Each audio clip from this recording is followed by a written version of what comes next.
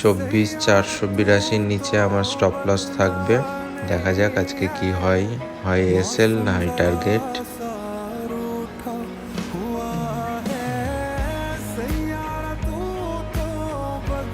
মনে হচ্ছে না আজকে এসএল যাবে, আজকে টার্গেটই হয়ে যাবে।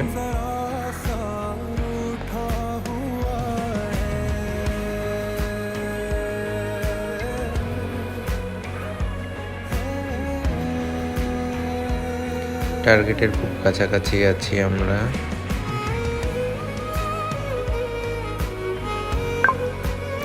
টার্গেট বুক হয়ে গিয়েছে, জিটিটি অর্ডার ছিল সেটাও ক্যান্সেল হয়ে গিয়েছে, সাকসেসফুলি টার্গেট বুক করে নিয়েছি। আজকে আমরা 1410 টাকা টার্গেট বুক করেছি। Thank you for watching, thank you everyone.